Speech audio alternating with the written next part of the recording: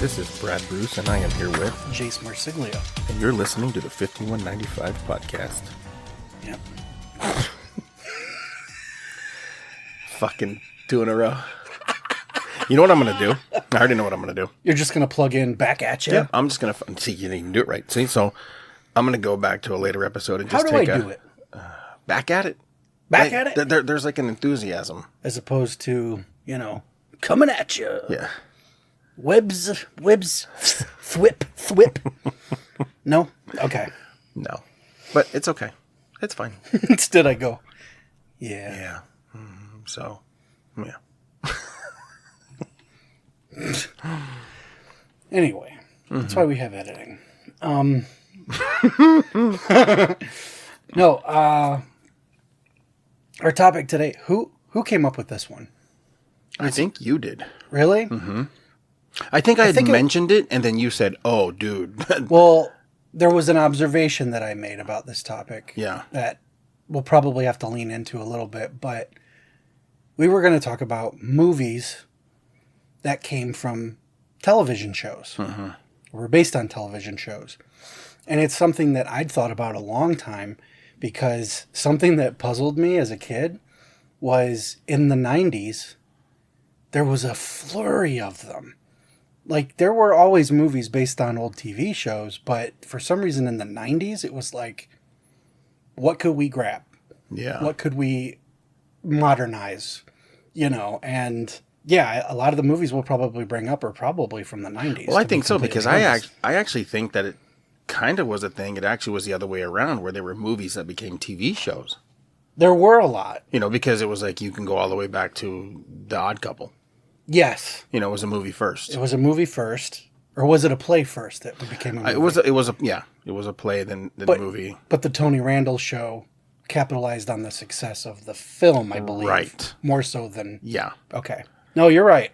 Some people, myself included, even consider Happy Days just a weird mutant offshoot of American Graffiti. I can see that. A lot of the same cast. Kind of the same era. Same era. Yeah. It's not. No, because I see, Milner is definitely the Fonzie character. Yes. And Ron Howard is still Ron Howard. Yeah.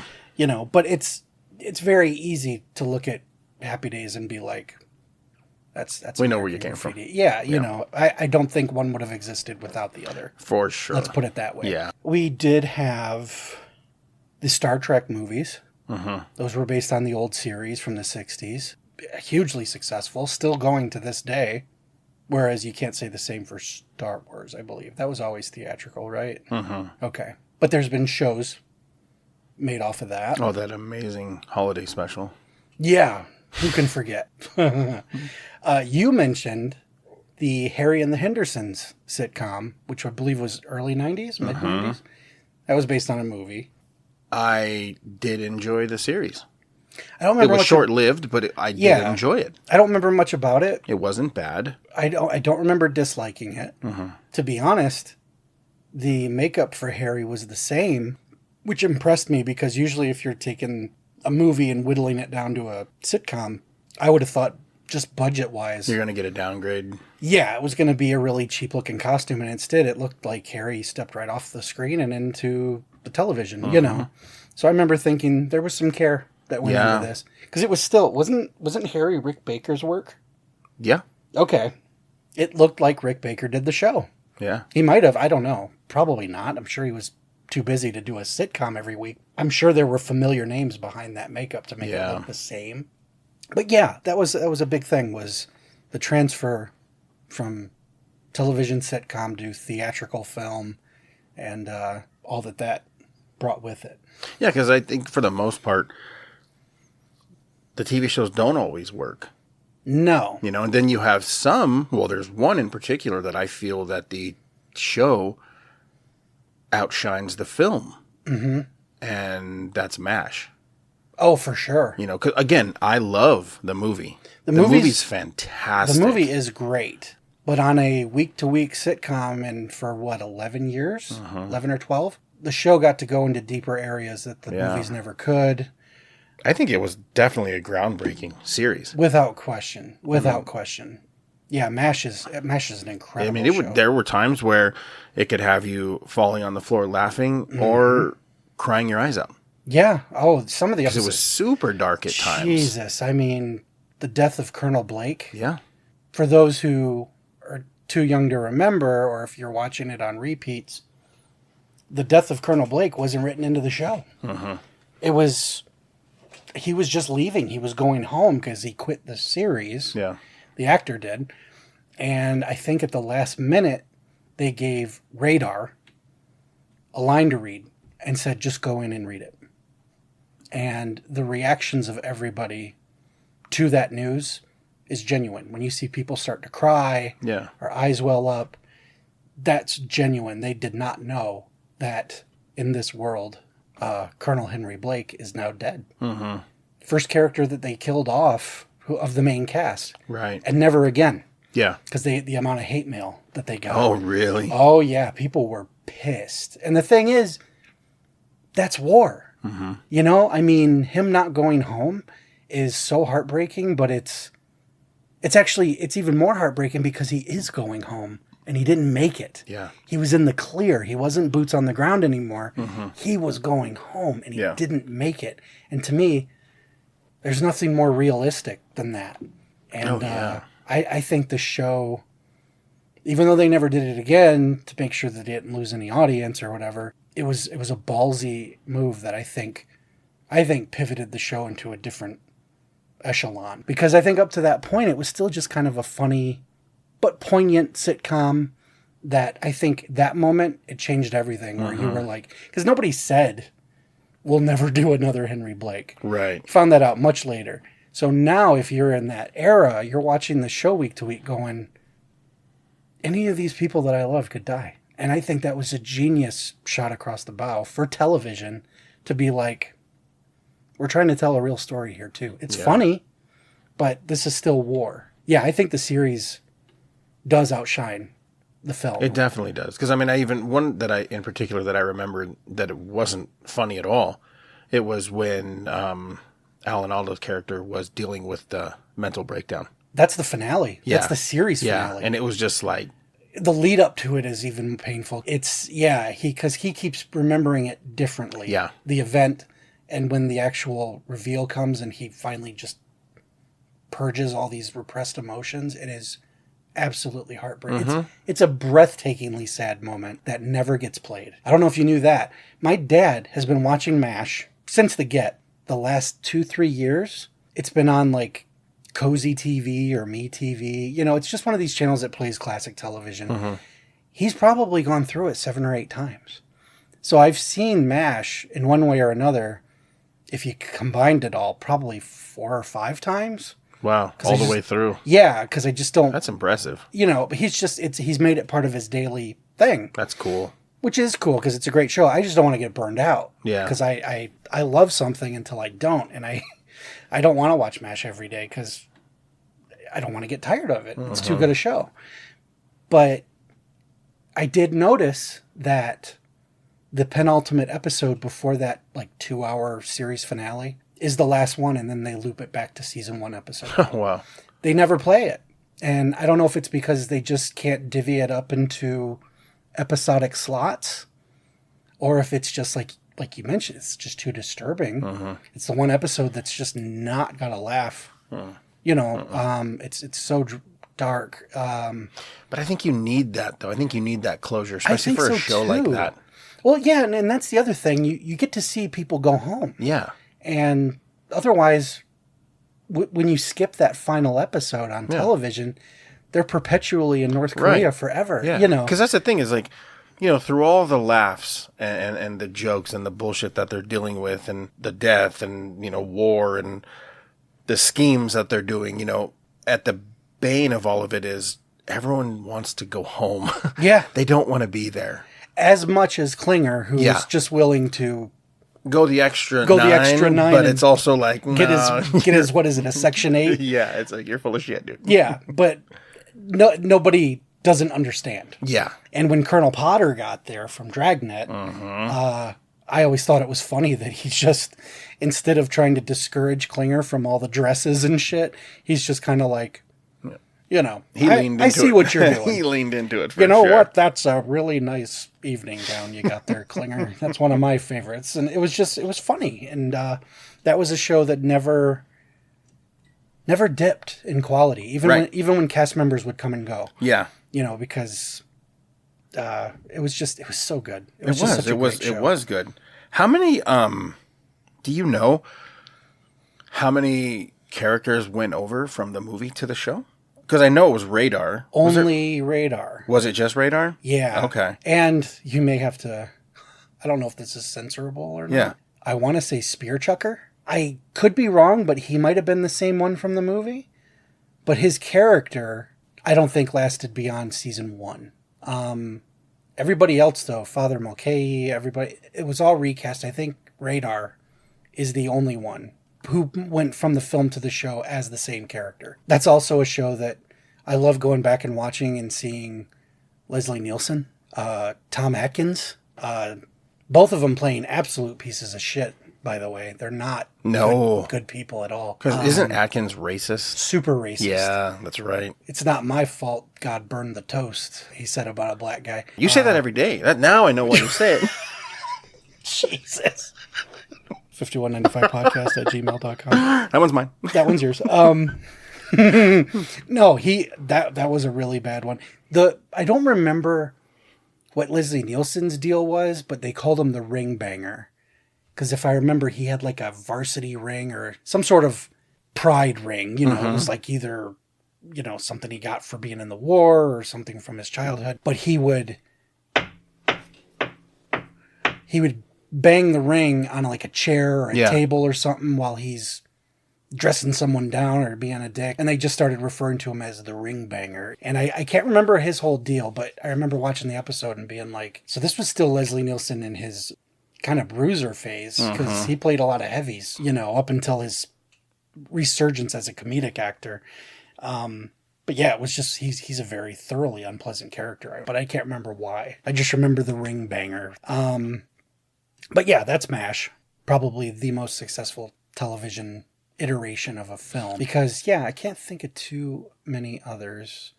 I never watched it, but there was a very long run of La Femme Nikita. I never watched it. It was on for a while, and there were a few iterations of it, but that was at least loosely based on the Luc Besson film La Femme Nikita. Dark Shadows, the soap, was made into 2 movies, to my knowledge, in the 70s. There was The House of Dark Shadows, and then I forget what the second one was called, but those were, I believe, theatrical films based on the long-running television show, which that was huge. And then, of course, we had the Johnny Depp, Tim Burton one. Right. And that was even a show that got remade on television at least 2 other times. There was a Dark Shadows in the 90s that was solid. It was really good, I thought. But I was a little kid at the time, so it scared me. So I have that memory, but I've never rewatched it. Yeah. And then there was, I remember Fangoria magazine in maybe 2003 or 4 showing set pictures of the new Dark Shadows that was coming to television and saying it was going to be gory and mean. And I believe, what was her name? I think it might have been Kelly Hu from Friday 8 and X-Men, She was a detective investigating deaths around Collinwood. And they had casting for Barnabas, Quentin, all these, and they were going to do big effects and stuff. And it was going to be just a very modern version of Dark Shadows that kind of blended with the NCIS, CSI, Special Victims Unit type television that's so prevalent now, know. So it was a promising idea, and it never hit, and that was over 20 years ago. Wow. I really would have thought by now they would have just shuffled them all onto a disc and put it out as its own thing, but no, we never got to see anything outside of Fangoria for Dark Shadows 2000 or whatever the fuck it was going to be called. Yeah. That would have been cool. And it would have struck at just the right time, because we had Buffy and Vampire Diaries, and it's not like monsters weren't back on television. Right.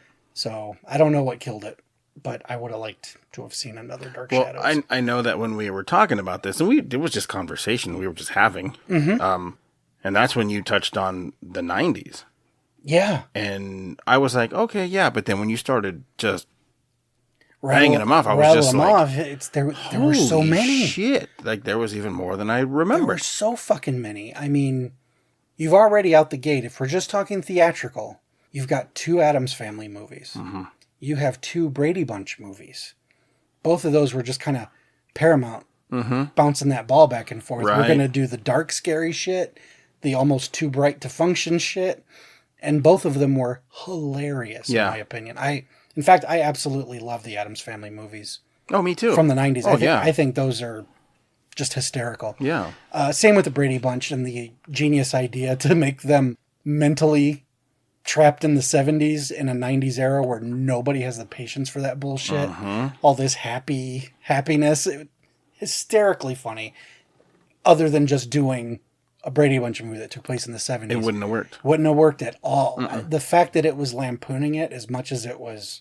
Celebrating it? Yeah. Was genius. It was. It was just genius. So, yeah, Brady Bunch and a Very Brady sequel, to me, were hysterical. They were. But then I started rattling off other ones like Leave It to Beaver. They made a Leave It to Beaver movie. They made a Flipper. They made a Lassie. Car 54, Where Are You? Beverly Hillbillies. These were all between like 90 and 95. Yeah, that's a lot. I mean, they were just cranking them out. And you know that some exec somewhere, and I think it was mostly Paramount. I really do. I think most of these are Paramount films. We're just like, what else do we got? What else do we got? Because I think the 90s we even had the Rocky and Bullwinkle movie. Munsters, they did a lot of made-for-TV movies. That's what it was. Because prior to Rob Zombie's a few years ago, or a couple years ago, they were all pretty much direct-to-television. Yeah. Although we did have like Munsters Go Home. I think that was theatrical. I think that was a theatrical. But that was in the 60s. Yeah. You could say the same about Batman. I believe, in fact, the theatrical Batman movie from the 60s, was that a lead-in to the series? Yeah. So that was more or less a theatrical pilot, in a way, because I think the series came out after, the same year, though. 66? 66, I believe, yeah. What'd you think of the Beverly Hillbillies? I don't remember enough about it. Okay. I think I enjoyed it, because I wasn't a huge fan of the show. I was a big Jim Varney fan. At least up through about 3 or 4 of them, I was a big Ernest fan. I fell off after they started going right to video. Yeah. But Jim Varney was just such a funny guy, and to see him play a Clampett was fitting and strangely appropriate. You saw a different comedic flex in him that you didn't get from Ernest. So I remember being fascinated by that, and just... Again, it was like the Brady Bunch stuff, or Addams Family, where I was like, whoever's casting these knows their shit, man. Oh, yeah. Like, these are great. No, that's what we were talking about the other day about the Beverly Hillbillies cast. It was solid. It was so solid. And you know what? In my opinion, they weren't 100% lookalikes, you know, because Dietrich Bader looks nothing like Max Baer. No. But he played him beautifully, so you forget it. You do. Erica Eleniak doesn't. She's much better looking. Yeah, but she was 90s hot. Exactly. And that's what they needed. Yeah. I think it was probably Cloris Leachman that looked and sounded the most part. like Granny. Sure. Yeah. You know, because even Jim Varney's Jed was actually cooler. It was actually, he was much more subdued. Yeah. You know, but I wasn't complaining. No. And I thought it was cool how they brought Buddy Epson back as Barnaby Jones, as a lawyer. That was cool. And that seemed like par for the course. All these movies bringing back alum. They didn't beat you over the head with it. It was just like, oh shit, there's that guy. Cool. Whereas, what's funny, the Brady Bunch movie, they're tucked everywhere. Oh yeah. And it's really funny. No, that one worked really well. They knew how to do it properly. Yeah. And I always applauded them for it. And you know what's funny is I didn't see him in the theater. Brady's? Yeah, because I wasn't a fan of the show. Me neither. Yeah, and I was working at the video store, and the lady that I worked with, she was like, you have to watch these. And I was like, I'm not a Brady Bunch fan at all. And she's like, yeah, but it's kind of like funny. I was going to say, it's kind of made for you then? Yeah, she's like, you like funny. And she's like, and you're going to enjoy this. Yeah. You know, and I did. I watched it, and I was like, wow, this is actually pretty smart. It's just such a clever concept to yeah. deposit them in the 90s where everybody is cynical and grunge is coming in and none of this happy-go-lucky bullshit is working for anybody. Yeah. So even to one of the funniest parts I like about the Brady Bunch is when Mike's on the phone And Carol's there, and he's like, "You are? Oh, that's great. Really? Uh-huh." And she's like reacting each time. "Oh, great. Oh, that's fantastic." Yeah. And then she's like, "Did it work out?" And he's like, "Nope." I know. It's fucking awesome. Like, I love that shit.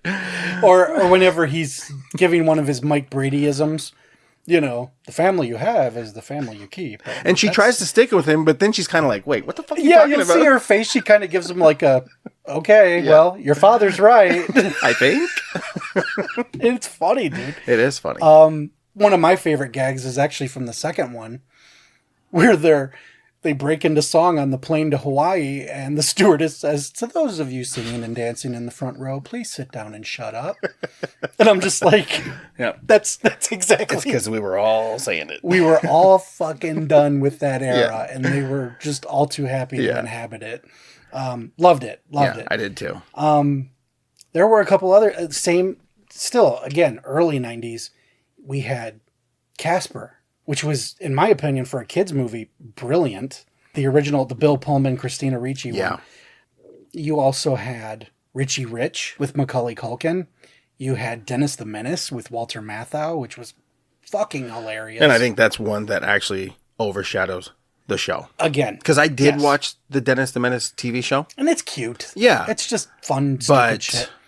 That one was amazing. Was super funny. Yeah. And I think a lot of that was, you found a kid who had the precociousness of Macaulay Culkin, but was still young and cute enough that he didn't get on your nerves. Mm-hmm.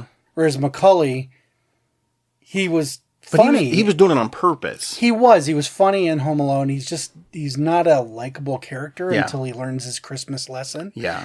Whereas this kid, he was almost too adorable to be mad at. You know what I mean? He wasn't mean. He wasn't mean. You know, he wasn't trying to be a jerk. Yeah. He was just a funny kid, and I laughed like hell at Dennis the Menace.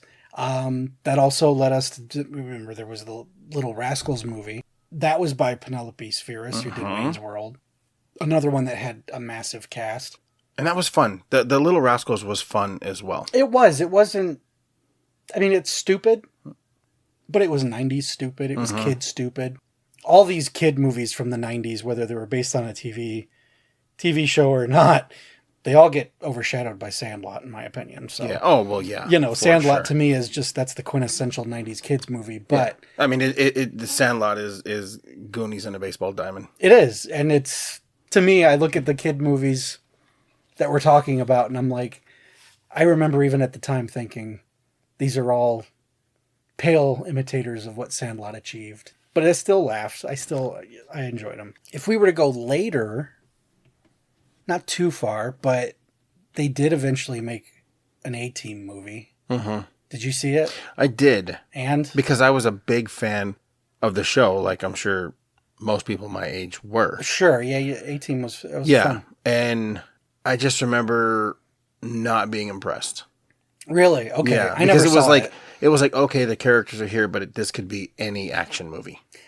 That was kind of the vibe I got watching the preview. Yeah. And I'll do you one better. In the same vein and even the same feeling about it, the Miami Vice movie. Yeah. It just... No. It didn't feel like a Crockett and Tubbs. I wasn't a fan, because I did watch it. I loved Miami Vice. Yeah, me too. That was a great show. And I think what they were trying to do with Miami Vice is I think it was they were trying to really raise the bar and make it extremely flashy and polished and hip and cool. That's the sad thing. That's what the show did. Exactly, but they didn't know how to do it in the movie. It was overkill, in my opinion. And what's sad is it was still Michael Mann. Yeah, exactly. It's like, it was made by the guy who should have known better, I suppose. Or, yeah, it's just, I don't know how else to describe it, because it was just, I remember thinking, I may not completely agree with the cast. Because when they said Colin Farrell and Jamie Foxx, I was like, okay, they're big now, so I guess that's what it is. Mm-hmm. But I personally probably wouldn't have picked them. Yeah. And I probably wouldn't have leaned so hard into the grit. Not that it didn't need to be, but it just didn't, like you said with A-Team, I feel like it could have just been any action movie and not a Miami Vice movie. It just didn't. Just like, yeah, exactly. It didn't paint the city the way it did. There was no... I didn't feel like I belonged to the city. Yeah, I didn't feel like I belonged to the night. Must have just been something in the air That night. That night.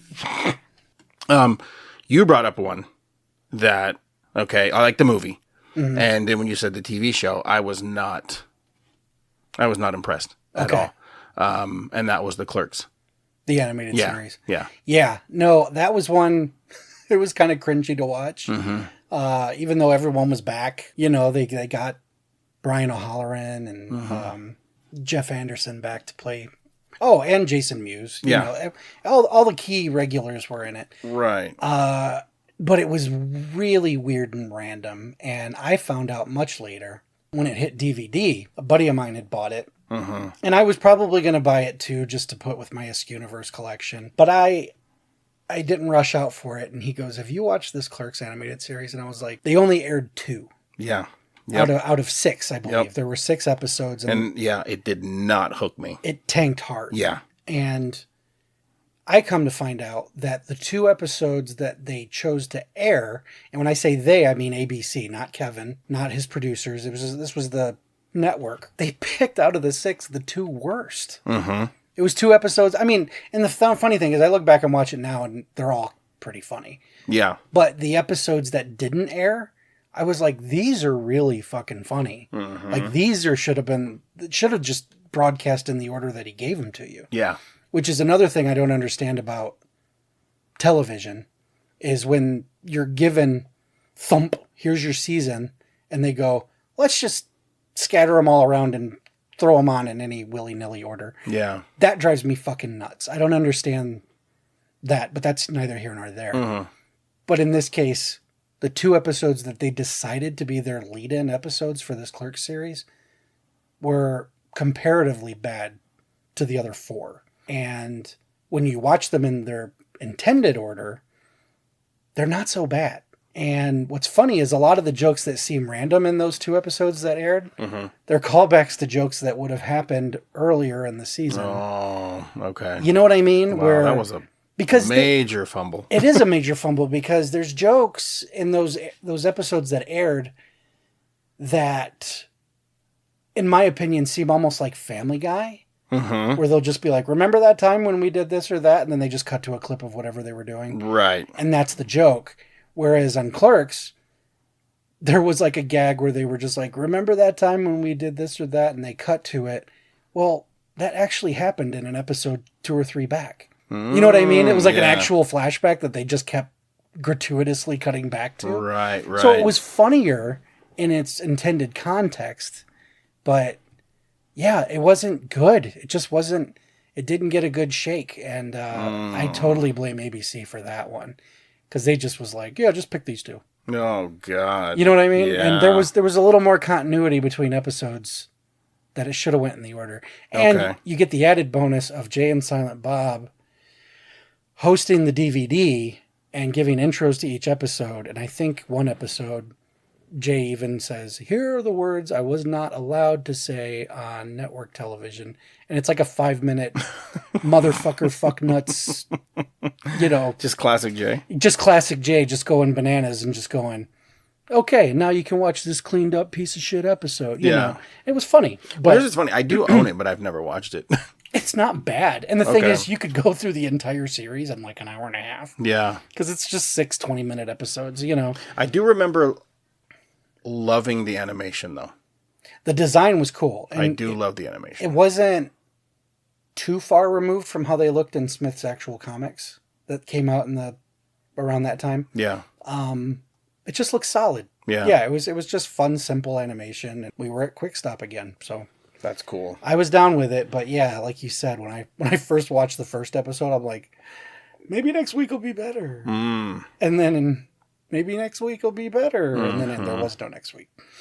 So if you are one of those people that bailed on Clerks back in the early 2000s or whatever, buy the DVD. It's probably like $1. I mean, I think I got mine for like 50 cents and some shipping. If you buy it. Oh my God, are you fucking kidding me? I'm not kidding. It's you could get it fairly easily, I believe. Wow. That's right up there with me finding Chillerama at the Dollar Tree. Yeah. It's right up there, down there. Fuck yeah. Still haven't watched it. I probably should get around to it. Did you watch the Lassie movie? The actual Lassie movie? Yeah. No. Okay, no, neither did I, because I was like, that was a good pull, and I was like, oh shit, I forgot they did that. Well, yeah, because they did Lassie and Flipper. And I didn't watch either one of them. One of the two has Smalls from Sandlot. I don't remember which one. I mean, I know he's doing big things now. Smalls is doing big things. Oh, yeah. Yeah. You know what? One I did enjoy, honestly, that I like both of them, and I think the movies are a little funner just because they go to, a little crazier places, but it's 21 Jump Street. Oh, yeah. Yeah. I saw the first one. I didn't watch 22, but I did see 21, and I was like, this is cool. It was another one that was kind of mocking itself. Yeah. And you still had Depp. They weren't replacing those characters. Right. Exactly. Depp and them were still out there, and the fact that they came back for cameos was fucking brilliant. Yeah. Yeah, 21 Jump Street wasn't bad. I think I had another one that was a movie first, and then a successful show. Well, I have one. Go for it. While you're figuring that out. Yeah. Is Martin Scorsese's Alice Doesn't Live Here Anymore. Really? What was the show? Alice. Are you serious? Yes. I didn't know they were connected. They're the same story. Holy There's even fuck. Mel is the same guy in the restaurant. I had no idea. Yeah. I had no idea. And it's fucking awesome. That blows my mind. Chris Christopherson is badass. Yeah. Like it's a really fucking good movie.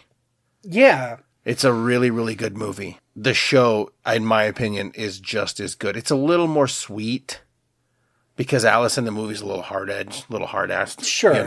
Going through some shit, trying to raise her kid, just jumping from place to place, trying to find herself. Mm-hmm. And, she lands on this place. And that's what the show is basically where she landed. Okay. And it's like she's got her group of friends now. But, yeah, that was an interesting one. Okay. Yeah, that's a good didn't one. even know that. Yeah. Okay. Oh, I do have one I can touch on that wasn't part of, didn't come to mind, but do you remember the Beavis and Butthead movies? Did you ever see the second one? Beavis and Butthead do time and space? Or, I thought that was fucking hilarious. That was funny, and the theatrical one was funny. One that I went to that it felt meta just to even be there was I went to theaters to see Mystery Science Theater 3000. Oh, okay. Yeah. Did you? I did. The fact that you're in the theater and there's a row of seats on the screen, you're sitting in the theater with them making fun of, I believe it was This Island Earth. Yup. Fucking hilarious. It was. That was one that got a very limited release, but it somehow landed in my backyard, and I got to go see that. That was funny. And that was coming off of being a huge fan of Mystery Science Theater, the series. Yeah, same. I want to say the movie came out either a couple months before or a couple months after the series finale played on, might have been Comedy Central. Because I want to say the final episode was Laser Blast, which is a Charles Band early Empire movie, I believe. Okay. And it was hilarious. It was a great ending to a great show. But then it picked up again on Sci-Fi, I think, for a while. I didn't watch it as much then, but the movie came out pretty soon after the show was over. So I was like, I'll see it off in theaters, Yeah. Yeah. And I thought it was fucking great. Yeah, it was so did I. so funny. I've got that one on Blu-ray. Okay. I had to get that. But that was just such a funny memory of sitting in the theater and seeing the rows up top with the silhouettes, and that was fun. Yeah, no, it was cool. They also made a Kids in the Hall movie. Was it called Brain Candy? I don't remember much about that one. I liked it. But it was the show again. I liked Kids in the Hall. Me too. That was a funny show. I mean, I got one that I got to say, because it's like, if I don't, I'm going to be mad at myself. The Real Ghostbusters. Oh, now we're going from the movie to the show? Yeah. Phenomenal show. And it had a lot of continuity with the movies. That's what I liked about it. It was very smart. Yeah. Very smart. And we have talked about doing a Ghostbusters Versus episode. Yeah, which I think we should. Yeah, we could do that. One of my favorites of all time. Show that became a movie. And the irony is the show was on TV for all of a minute. It was not successful at all. And that would be Zucker, Abrams, and Zucker's Police Squad. 6 episodes, 20 minutes apiece, spawned 3 movies, an entirely new genre of spoofery that came directly from Airplane. If you're a Naked Gun fan, do yourself a favor. They're not easy to find. I don't think they're streaming anywhere. You got to be a little creative, I think, and either pick it up on DVD or Blu-ray or something. But Police Squad, so fucking funny. Yeah. Every episode, fall down funny. And that's literally why the first movie is called The Naked Gun from the Files of Police Squad. I've never seen a less successful show become such a big movie trilogy, franchise, whatever. It just cracks me up because, the show was a blip on the radar and became huge. And I think that's one of my favorites. You know what? It's weird, too, is that it's kind of a tough thing to do, to take on something like that. And, just you're really rolling the dice. You are. And the thing is, the Naked Gun movies are Paramount. I think Paramount was behind the show, too. Okay. But I'm just thinking like an exec. You'd think, well, the show didn't work. Why would a movie? Yeah. I'm not going to throw millions of dollars behind it. And the thing was, I can't think of anything in that time or that era when Naked Gun was made to go, oh, well, they probably took a chance on it because of this. No, all I can think of is, because you had that with Police Squad. You had the built-in audience. If you liked Airplane and you like Leslie Nielsen, this is what they're doing. Between Police Squad and Naked Gun, there was Top Secret with Val Kilmer. And that wasn't a huge hit. It's a cult hit. But that was 84. So we're still 4 years out. I don't know what made someone go, now's the time for Naked Gun. You know what I mean? It just doesn't make sense. No. But it spawned Hot Shots. It spawned all kinds of shit. And I'm telling you, whether we like them or not, there's a ton of movies in its vein that I genuinely hate. That type of comedy all stemmed from Naked Gun's resurgence of that. It did. So, if you like Spy Hard, Wrongfully Accused, fucking Scary Movie, all that shit, thank Police Squad. Let me ask you a question. It's kind of a serious question. Sure. Because I know you're a big Naked Gun fan, as am I. Do you think that O.J. Simpson tarnished the series? The franchise? I don't. Me neither. Because I could still go back and watch it and laugh extremely hard. Me too. Even at some of his shit. Yeah. And then I think even like knowing he killed 2 people, it's even funnier. Who knew he had it in him? He was just so funny, he was Brad. So sweet. He was so sweet. Nordberg always just got hurt, and that was his thing. And I can't believe he would kill anybody. No, his. It's unfortunate, and there's a lot of people who have become criminals that, it's tarnished. Oh, big time. Their legacies. Yeah. But I think that's another show. It is, but I truly believe O.J. Simpson had such a minimal role in those movies that it didn't really affect it. If they were his movies, yikes, But he's not even a second or third tier character. But like he shows up for brief moments, and usually, if you don't like O.J. Simpson, he gets his ass handed to him in every movie. Yep. He's literally there to be the film's punching bag. And I still think one of the funniest moments in the Naked Gun trilogy is the opening of the first one, where he drops in on, a drug deal, and he gets shot up, which is bad enough, but then he stumbles into a bear trap.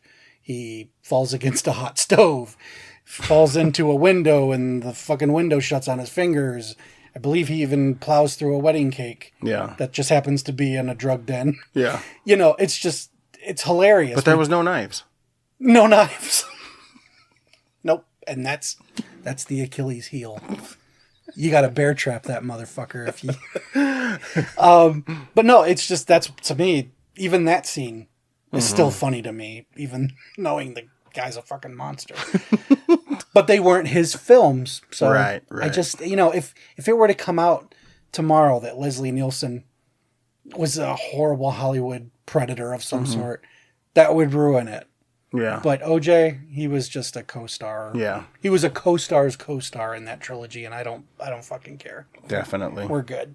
No, there's actually a few that I want to go back and watch again. Because it's just been so long. Yeah? Yeah, I wouldn't mind popping on the Beverly Hillbillies or the Brady Bunches again. Sure, yeah. Because I have not seen them in probably over a decade, you know. Oh, and they're not readily available. No, they're not. I know for a while, like, they kind of garnered some money. At least I know the Brady Bunch did. I was going to say, the Brady Bunch and Addams Family movies still get a pretty regular rotation. Yeah. Addams Family for sure is on every Halloween. Mm-hmm. Both of them. Yeah. And there was a third that most people don't talk about. Yeah. I think it went right to video. Yeah. Was that the one with Tim Curry Hmm. as Gomez? I think Was it? Yeah, Tim Curry was Gomez. Daryl Hannah was Morticia.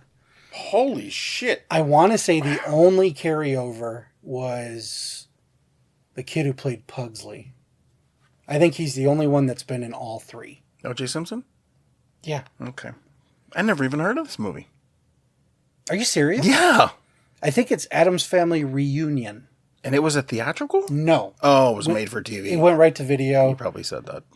It was a Warner film, so Okay. I think it was a Warner movie. So Paramount didn't have anything to do with it. Everyone was approached, and to my knowledge, from Angelica Houston on down, the death of Raul Julia made everyone just go, we're not a family anymore. We lost our Gomez. So I believe the kid came back mostly because he's a kid, and he's probably under some contractual shit with his parents. Who the fuck knows? You know, but I want to say Pugsley's the only original cast member. Maybe Lurch. Maybe. But yeah, it's a whole new cast, and it was the reunion. They go to a resort or something. That's crazy. I never even heard of this. I saw it once and was like, it's about as bad as you would expect. I mean, because in my opinion, no one could have done a better job as Gomez. That's literally Raul Julia. one of the few movies where the current cast, I think, is either equal or better than its sitcom counterpart. Yeah. Because don't get me wrong, John Astin, Oh, Jesus Christ, yeah. hilarious. Everybody on that show was hilarious, but It was cool, but I'm one of those guys. they modernized it. I'm a to Munsters guy, though. Like You are. I like Addams Family, but I'm a through and through. I'm a Munsters guy. And Munsters really never got a fair shot outside of sitcom. You know. No. And that was another one, I believe, like Dark Shadows. There was a Mockingbird Lane show that was supposed to come out. I think it did. Did it? I think it did. I think Jerry O'Connell. Jerry O'Connell is in it. Yeah, I never saw it. I did watch it because Did I'm you? a Munsters fan, and I was like, "Good Lord, Really? I don't know anything this is about it. terrible." Wow. Yeah, this is terrible. So it did get out. It did get out. It was on. Yeah. Another one before we go. It just crossed my mind. They did a Tremors series. Holy shit, that's right. Back in the early 2000s, somewhere between That's 3 and right, 4. yeah. Somewhere between, I think, 3 and 4 or 4 Wow. and 5. And Michael Gross was in it. Mm-hmm. I think there were a few scattered people from the original that were in it. Dean Norris is in it, I believe. This is long before Breaking Bad. And I think it only lasted a season. It's on DVD. Really? Yeah, you could watch it. I've never picked it up. I remember it out, but I don't think I ever watched it. You know what it was? I think it was a sci-fi original. Oh, I think it was made for the Sci-Fi Channel back when it Okay, was still okay. the Sci-Fi Channel. But I don't remember anyone who watched it or anything, so I don't know if it was well received. Mm-hmm. Clearly, it wasn't watched enough for them to can it after one season or so. Yeah. But then they made another one with Kevin Bacon that's never aired. Oh, no shit. Did you know about that? I did not know that. A couple years ago, and you could go online right now and watch a trailer for it. They made a Tremors series that was going to come to one of these streaming services, Peacock, whatever, and Kevin Bacon was back as Valentine. And the No trailer shit. was fucking dope. It looked so good, and it's never been released. Wow. It got shelved for whatever reason. I have no idea. Interesting. I got 2 more for you. Yeah, let's do it. Friday the 13th and Freddy's Nightmares. Oh, nice. Okay. Those were obviously based off of movies, but Friday the 13th very loosely. Yeah, I thought that was more based on the unlucky day. It was, even though What was the tie-in? basically Frank Mancuso and That was it. Paramount. That was it. And the font. The font for sure. But it was, and the main guy from the show was in Jason Goes to Hell, but as a different character. Okay. The main dude with the glasses, I can't remember. So it was a loosely based. Yeah, it was kind of like, I think they were trying to do like Carpenter did for Halloween 3. We're just going to have weekly Friday the 13th-esque episodes. Whereas the Nightmare on Elm Street series was an anthology. It was unrelated, except Freddy Krueger, still played by Robert Englund, was like the Crypt Keeper. Mm-hmm. He hosted it. But there was the one where he showed him get burned. Well, the only episode that, Freddy is... It's like a prequel. Mm-hmm. It's about the Elm Street... The lynching. The lynching, yeah. Yep. Which was cool, and I think that was even directed by Tobe Hooper. It was, yeah. So, that one's cool. I've got that entire series on Blu-ray. Oh, really? Bootlegger, somewhere. Okay. Someone found it and put them all together. How does it look?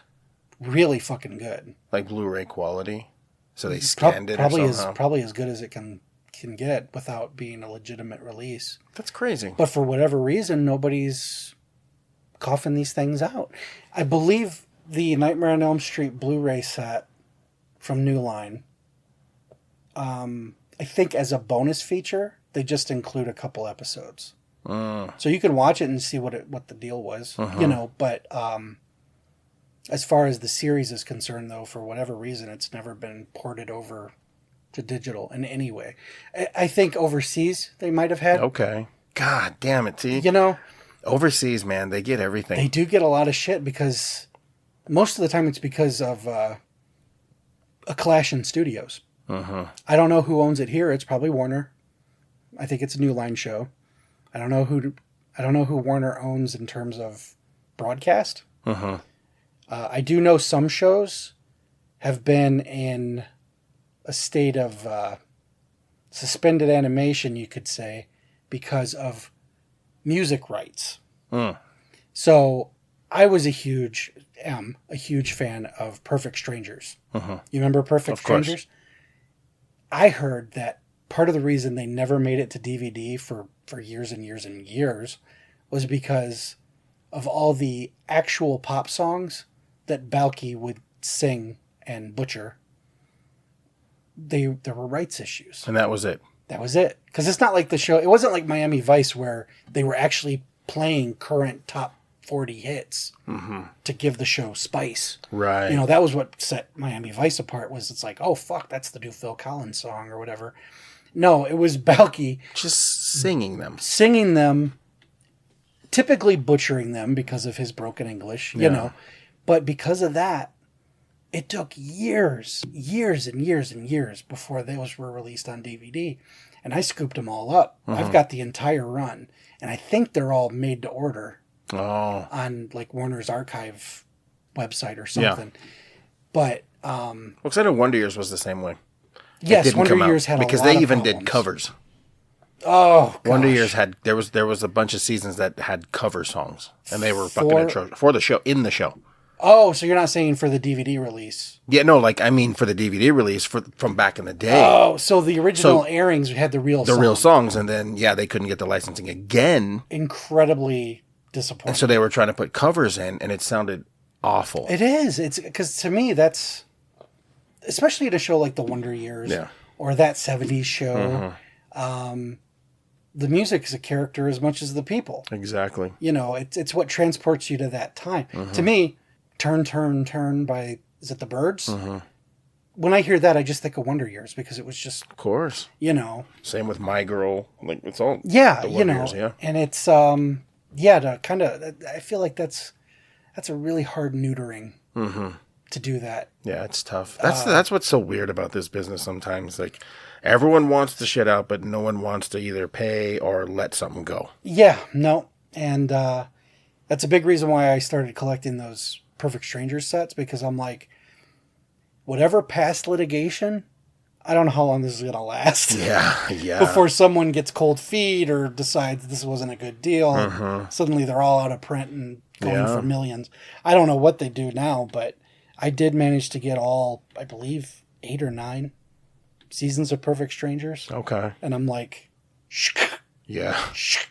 they're like lock and key, man. I'm like, Yeah. I'm not getting rid of these at all. Yeah. But I think my next one's Night Court. I think Night Court, they did the same thing. Not that Night Court had pop music or anything in it, but it was one that just kind of got unceremoniously dumped onto this made-to-order seasonal thing.